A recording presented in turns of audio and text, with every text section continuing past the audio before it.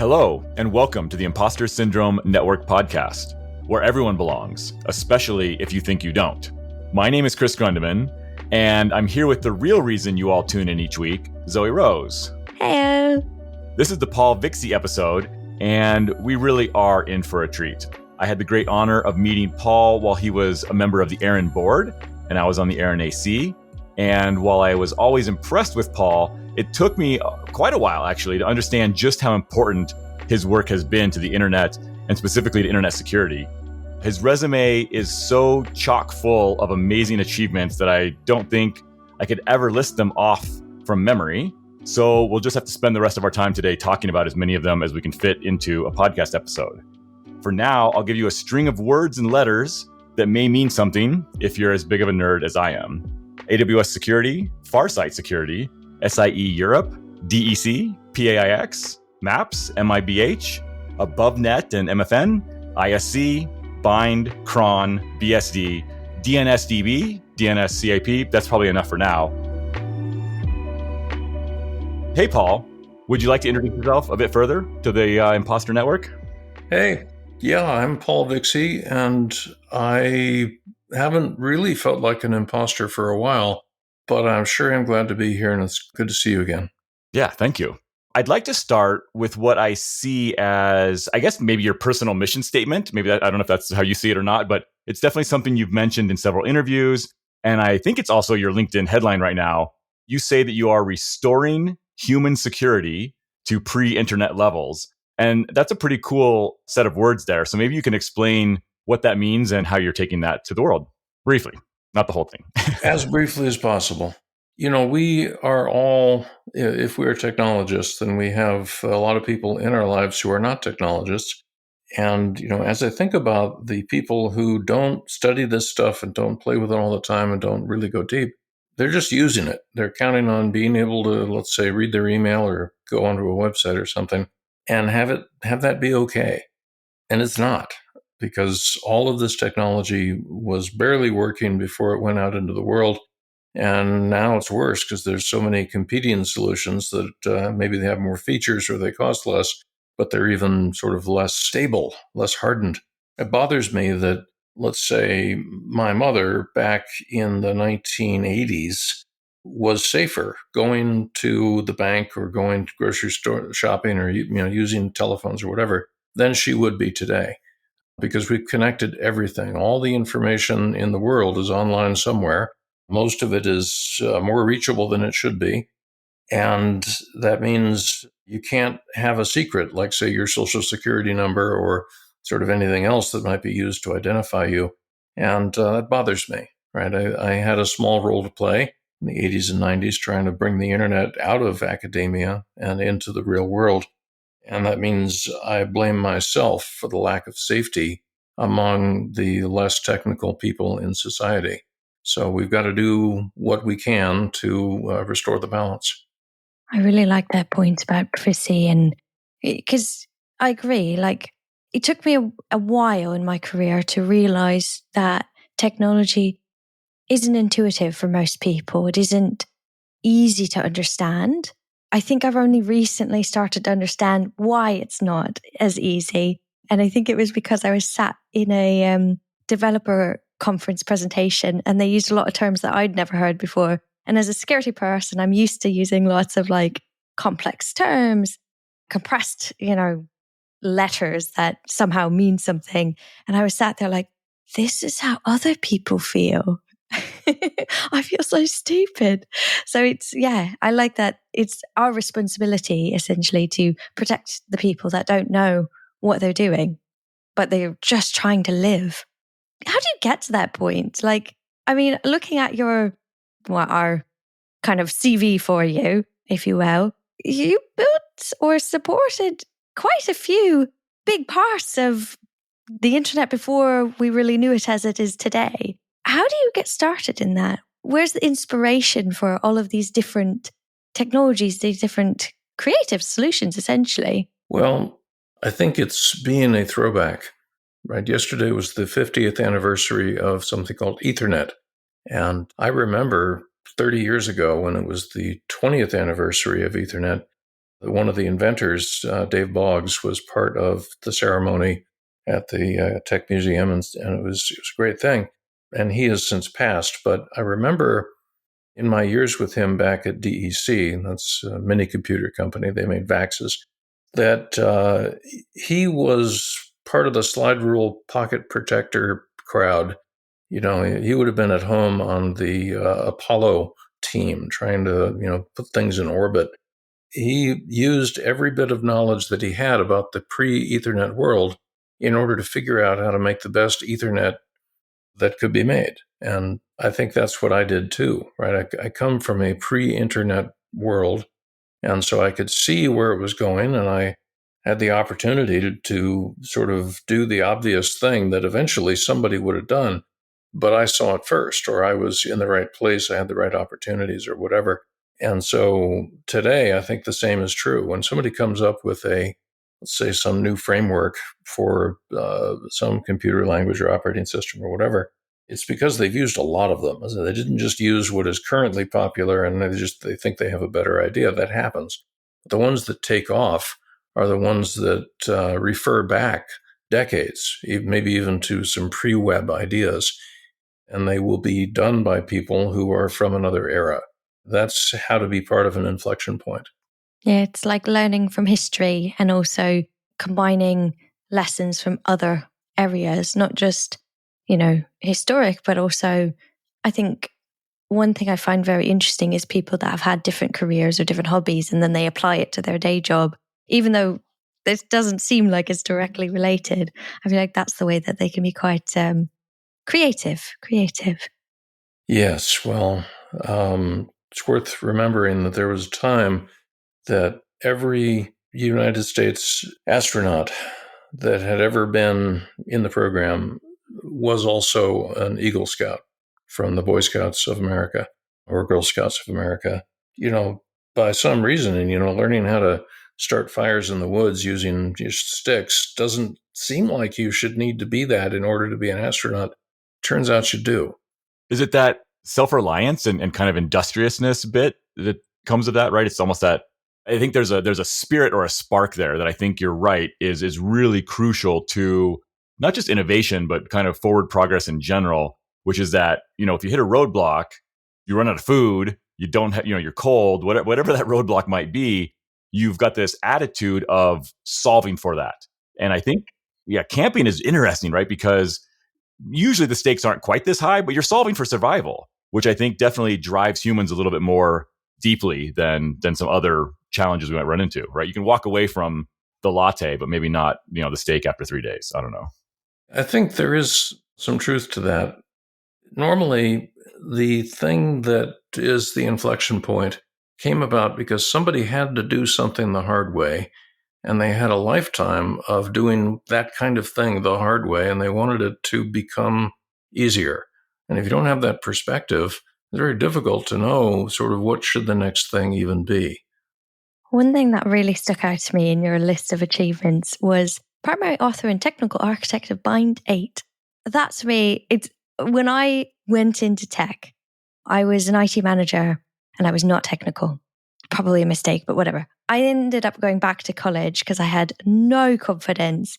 And the first thing that really stood out to me and made me have some confidence was actually learning Bind. I think it's so silly, but it was like, I don't know. It was like this turning point where I'm like, I can understand this and it's easy. So for me, that's like, I'm a little bit fangirling, but yeah, that was a big turning point in my career, actually.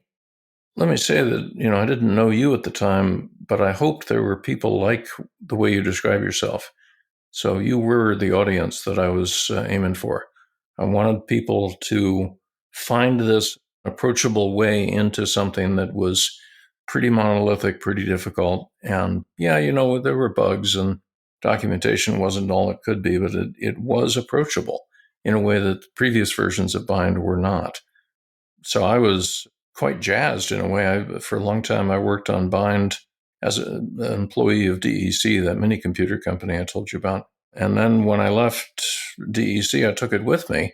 I kept working on it. And eventually I figured out how to get paid for it. But I I would do it for nothing just to have the experience of, building roads for other people to tread.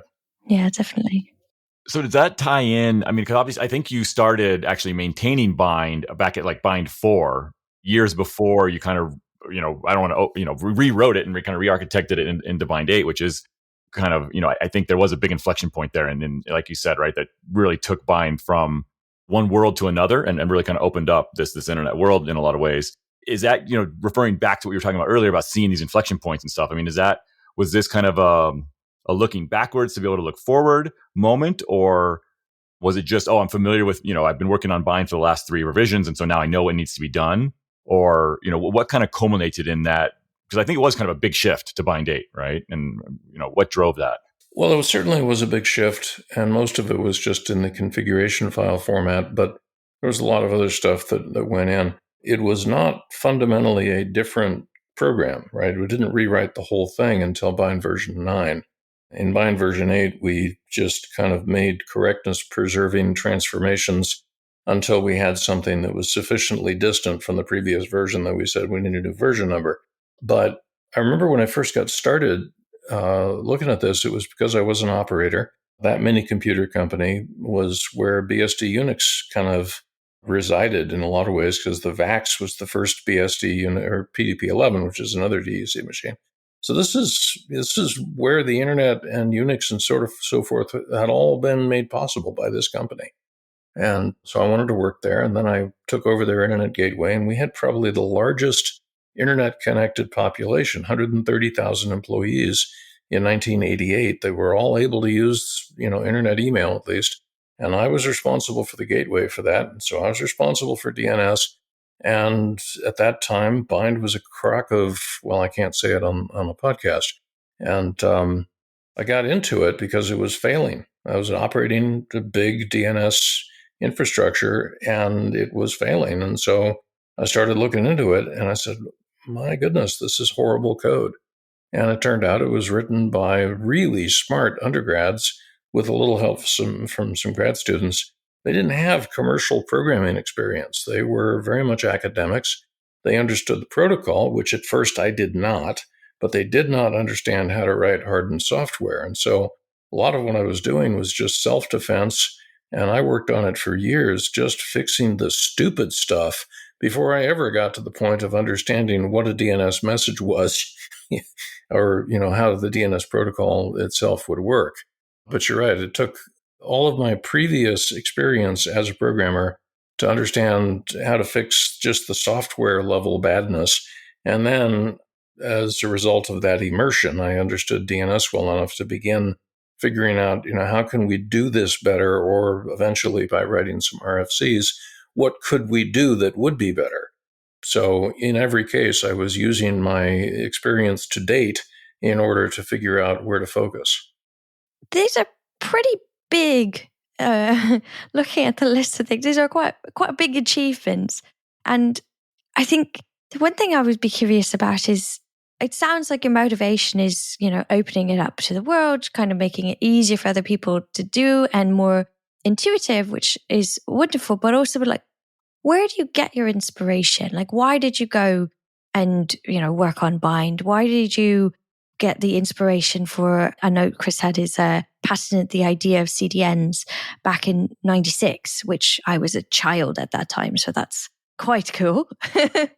Like, where does the inspiration come from? Where did you go, I want to do this next? So it's not a secret, but I will say a few things that are not well understood about me. I wake up on any given morning already angry about something. And when I was the founder and CEO of a technology company, or did that 5 times, I'd wake up and I'd say, look, I got shareholders, I got customers, I got employee families. I got to move the ball downfield for at least one of those constituencies before lunch. What am I going to do? And so there's just that feeling of impetus that I'm being pushed.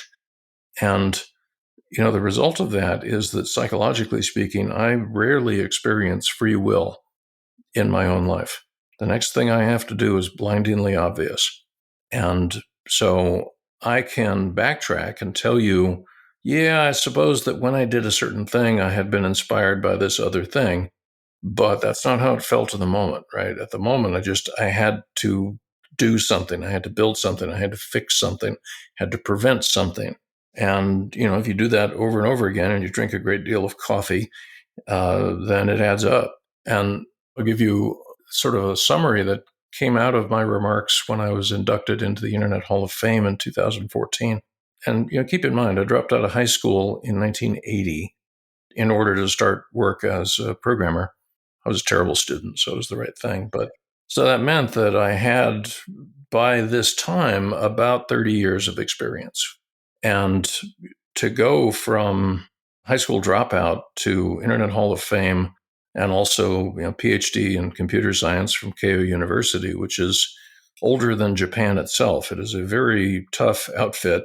That's an odd story. And so what I said when I was inducted into the Internet Hall of Fame is, I've spent about 30 years working on internet stuff and pre-internet stuff. And I will tell you that the first half of that 30 years had been spent trying to make communication easier, possible, more accessible, and so forth. And the second half had been spent trying to make it harder because it turned out that moving information without permission was big business. And, that's where the anti-spam company came from and everything else. So to spend the first half trying to open the world to the internet, and then the second half at that time trying to control the internet's impact on the world was a real juxtaposition. But for that whole 30-year period, I woke up every day angry about something, feeling that I had to do the thing that was blindingly obvious that day.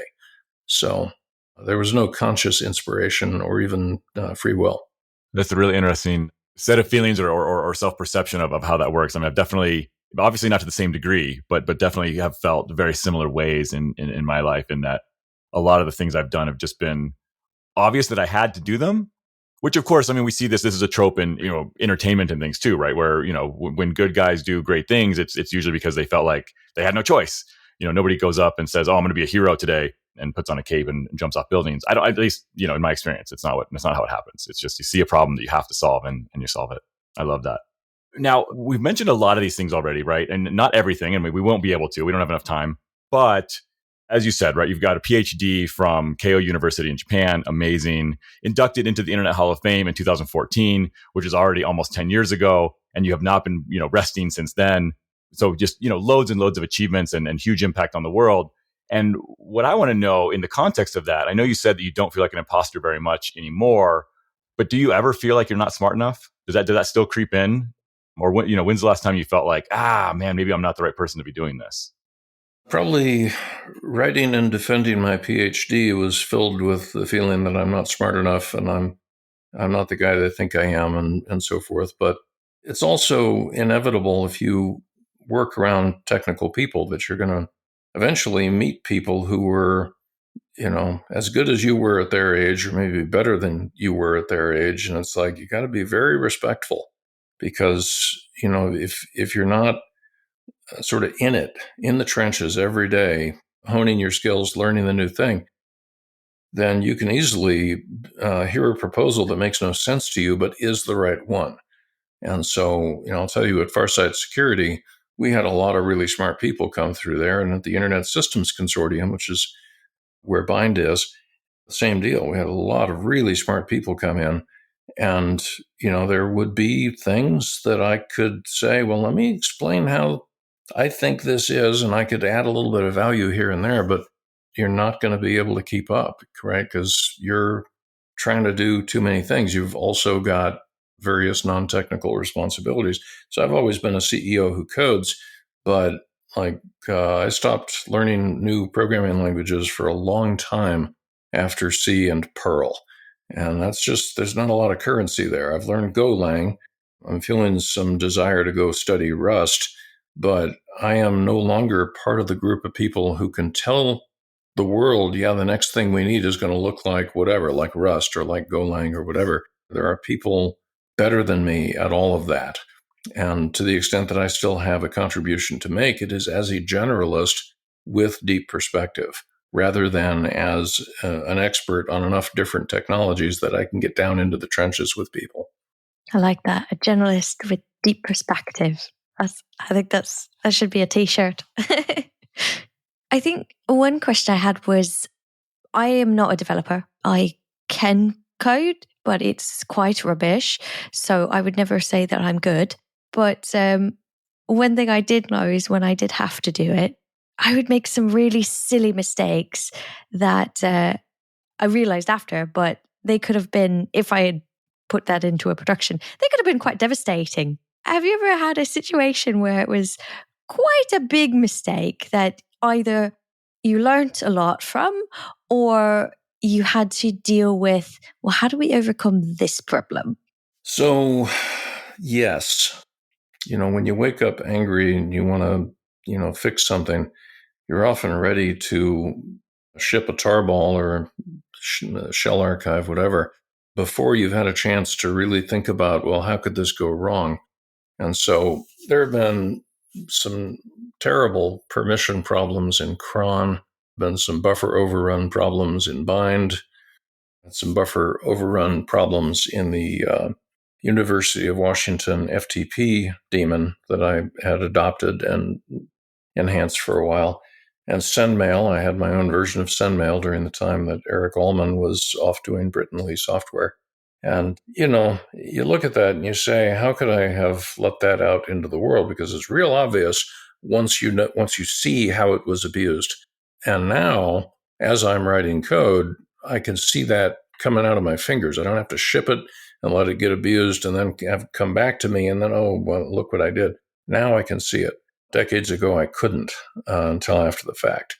So the rule that this has led to in the dev teams that I've had influence over is that nothing gets out without at least a second pair of eyes, because just the difference in perspective of the person who didn't write that code is often all you need to do to say, look, if that goes to zero, we're going to dump core. Oh, yeah, I see that. But that's just, it's never obvious when it's your own work that you're struggling with. Well, I don't want to say never. It's not as obvious when it's your own work. Well, yeah, it's really hard, right? Because it's almost this unknown unknowns, because if it was obvious, you would have already fixed it, right? Or you wouldn't have written it that way, maybe. Yeah, but, sometimes you don't understand the side effect of various system calls, right? I remember when I first shipped cron to an audience who wasn't me, somebody like within a day said, look, the cron tab utility that you included for managing cron tables has got this thing where it's trying to set its UID to the owner of the file so that it doesn't have root privileges when it's doing that. But you're not checking for the error result. And there can be an error result. And, look, this is me editing somebody else's cron tab just by changing my environment to something you didn't expect. Ah, yes. So sometimes there are just too many moving parts. And the problem that you need to see isn't on the screen. It isn't all on the screen, all the parts of it that are necessary to make it go. And, that perspective informed me when Microsoft came out with a print driver bug that then allowed what is now known as the Conficker virus to get into millions of Windows machines. They had the same bug in two parts. And if you just looked at the object code, because that's all we didn't have the source code. We were just disassembling stuff. But the addresses of the two places that had the identical buffer overrun problem were so close together that there was no possibility that the source code to both parts wasn't on the dev screen at the same time, right? They had to be able to see, I'm fixing this here, the identical code occurs there. And at that point, you look at them and you say, you were an idiot. You didn't see what was right in front of you. But when it's complicated stuff, you got to go, read RFCs and test stuff and, look at the stack frame above you and figure out how you were called and how things are organized. That's, it can be forgiven. The thing that gets me still about C is that it's deliberately memory unsafe, right? It was written as a better macro assembler for the PDP-11, and it is that, but it's, that was not a safe environment either. And so you look at, there's a library called GetS, which was used to make the Morris worm back in the late 80s. And, when you call getS, you're saying, hey, I want you to read from standard input, read some characters, and when you get a new line or an end of file, then you can return and just put whatever you find, put it here. But there's no indication to getS how long that place is. So if you receive more input than you have room for, it just cheerfully overwrites the stack frame of the person who called you, and that can be abused. And so in that case, the problem was not calling getS. The problem was that getS existed in the first place. Because when a program reaches an undefined state, then you should abort. And when you call getS, and you have just reached an undefined state because you don't know how long the input's going to be. So the right way to implement getS is as abort, just dump core. They called getS. That means it's no longer defined. And that's still in some parts of the C standard. And there are some, like even in FreeBSD, you can still call that thing. You'll get a link time error or warning. It'll say, hey, you're calling getS. That's not safe, but it'll still try and do it. And that's not the right thing. And so there's a unpleasant tolerance for that kind of danger and sloppiness that has not gone away, right? I know Rust makes a name for itself with a lot of memory safety things that are really good. And a lot of people that are going to use it are going to write better programs. But first, they're going to struggle as they try to write the unsafe way of doing it. And Rust, complains. It says, I'm not doing that. And they will struggle for a long time until the compiler has forced them to write better code. And what that means is there's a lot of tension there. People would rather write horrible code, in PHP or C or whatever it's going to be. And they shouldn't. People should want to write good code. They should be looking for help rather than resenting the help. But we're human. I think also it does go back to how developers are taught. Like some are self-taught, and that's great. But for the people that aren't, they still traditionally in school, most developers I've spoken to, they're not taught how to do it securely. They're taught how to functionally, so the functional, has it happen? What's the easiest way? Maybe what's to do it in a nice, clear way, but not necessarily how to do it in a safe way. And so a lot of times my job is simply advising them on, well, this is why we have to care about security. I think there's a big gap in the way that we educate developers as well. I know that is so, but I also know that a lot of us are dropouts, self-taught. And so we're not having a chance to be, mistrained. What we're doing is we're looking at the open source world. For me, that was before the word open source, the term open source even existed. We had this thing called Usenet, and it had a thing called mod.sources. And that's how you got a lot of the software that you would run on your Unix system back in the days. We didn't have package managers. A lot of us only had modems. We didn't even have internet connections. And so reading bad code turns out to be as bad as being instructed without regard to security. And I've also seen some changes recently because I'm sometimes asked to go lecture somewhere. And I've done this both at Sonoma State University and Berkeley, UC Berkeley, in the last few years, where I'm addressing a class that is in the security segment of some course out of some larger portfolio of courses. And students are being taught how to reverse malware. They're being taught how to violate security and so forth. And it's not so that they can be better bad guys. Inevitably, that will happen. It's so that they can say, yeah, I've seen how abusable this is going to be. I got to make sure I don't do the thing that I've been taught how to break into. And I'm starting to see that change. Not fast enough, but it is changing. Yeah, no, that's how I approach awareness, is I change the mindset, essentially, and educate people on how easy it is to do not so ethical, not so positive things. And therefore, it helps them do it in a more secure way. My last point that I was going to ask is, you mentioned earlier you've been a founder and CEO of a company 5 separate times. Curious on why you did that. Like I have started a company as well previously, once, not since. I'd like to, but visa restrictions. But I am curious on why the different companies and maybe which one has been... Is that why do that to yourself? Is that what you're asking, Zoe? Why do that to yourself? Well, I mean, it's a lot of work. I mean, I've owned my own company. It's a bloody lot of work. People say, oh, well, then you can work your own hours, which is true, but your hours become every hour. So I'm just curious, maybe what was the most exciting or most rewarding opportunity? And why 5 times? Well, again, I didn't experience choice most of those 5 times.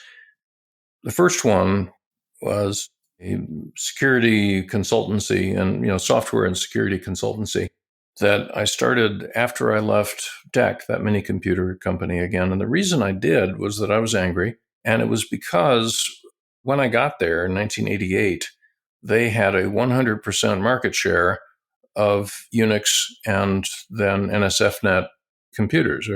So the whole network was them. And the trouble is they weren't able to make the kind of money they wanted to make from that kind of stuff. And so they hated the internet. And they wanted everybody to use DECnet, and they hated Unix. They wanted everybody to use VAX VMS.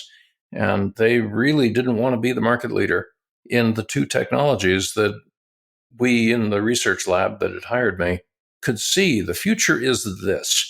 And DEC doesn't want to be part of that future. They believe that they can somehow do what then Microsoft has done with Windows and kind of force people into a different mold.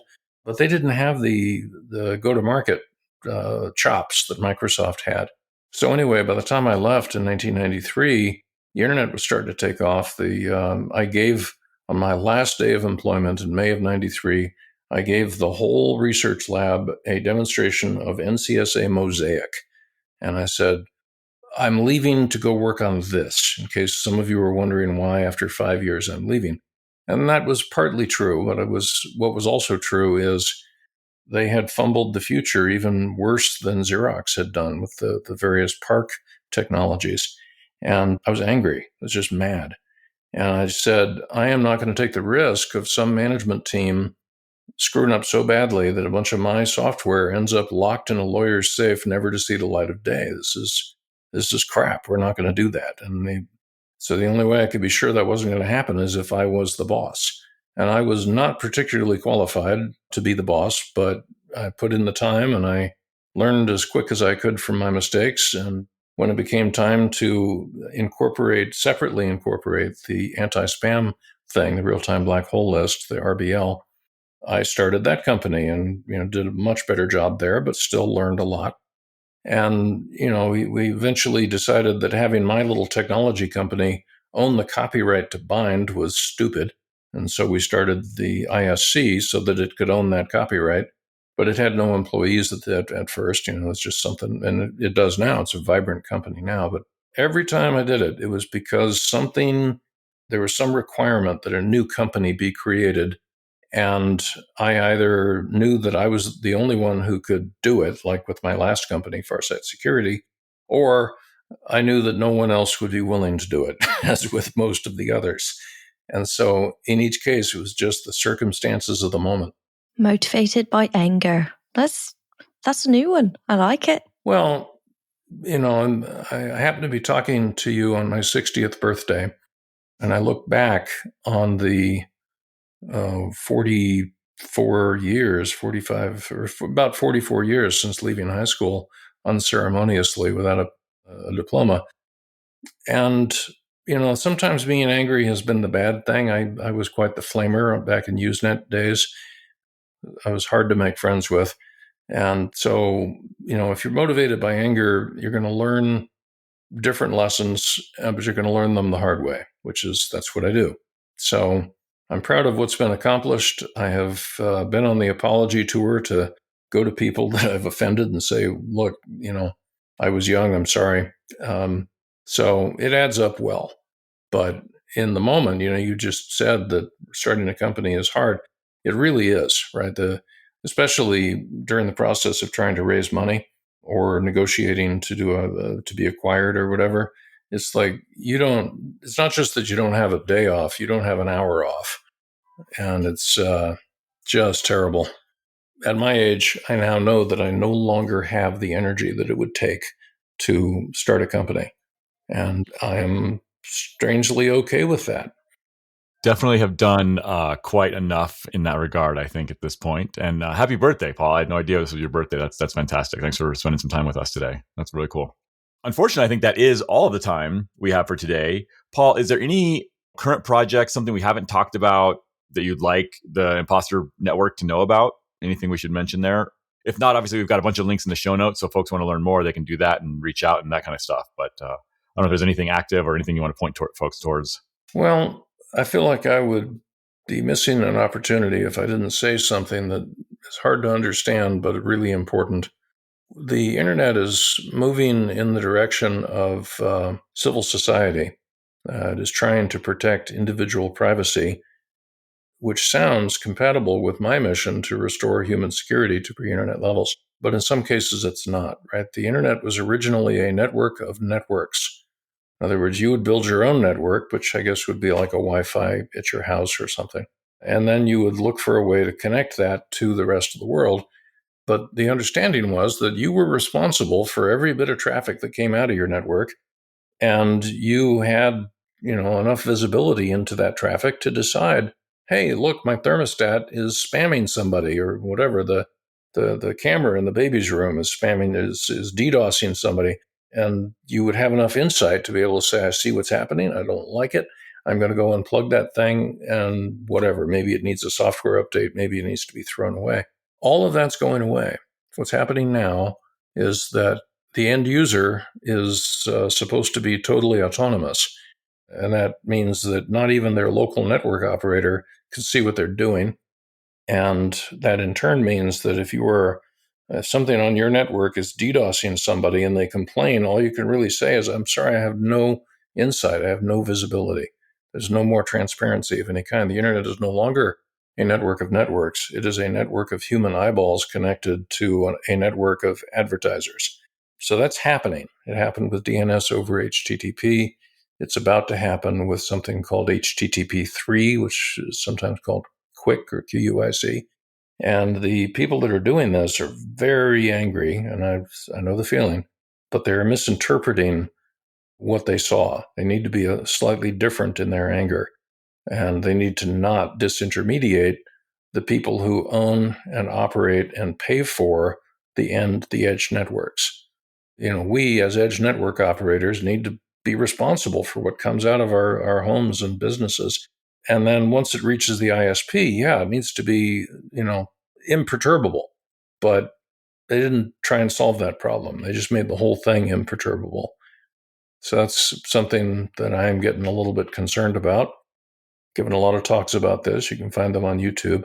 But I would just say, try to see things through more than one lens.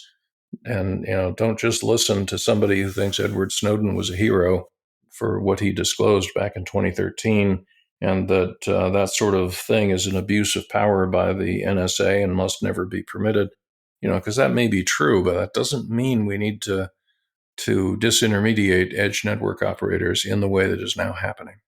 I love it. Yeah, but to me, it plays into the whole, just questioning authority idea, because while there is one source of authority being questioned in that conversation, as you said, the folks asking those questions are also a different form of authority in a lot of ways. And I like that a lot. Thanks again for sharing your story with the Imposter Syndrome Network. And thank you to all of our listeners for your attention and your support. We have a LinkedIn group for the Imposter Syndrome Network that we'd love for you to join to get or give career advice, mentorship, or just general community support between the shows. And don't forget to pay it forward by sharing this podcast with others who may find it insightful, informative, or just plain interesting. But Paul, I am curious, before we totally shut the lights off here, I'd love to know what you think the most valuable lesson you've learned across this career we've described in some detail today. What is that lesson that you've learned that maybe we could share with other folks? It's two. One is that either by making choices or failing to make a choice, every one of us creates our own future operating conditions. You cannot escape that. That's happening. Even if you're sitting on your butt, that's happening. And the second is that if you do that consciously and you start thinking, if I start building things, maybe I'll have more money or, whatever. So there'll be some change to my operating conditions. Maybe the privacy on the internet will improve because of something I did, whatever it is. And as you think about how to be conscious about inevitably creating your own future operating conditions and influencing everybody else's, build roads, not walls. Road builders always beat wall builders in the long game. Thank you. I love that advice. That's a great way to close it out. And we will be back next week. Thanks a lot.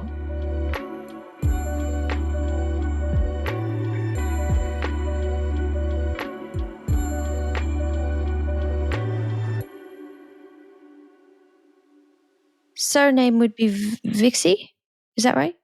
Vixie, Paul Vixie. Okay. Hey, you never know. Some people. I lived in Ireland, so I don't trust spellings of people's names. Fair. See what Ian is spelled like in Ireland. Starts with an E-O.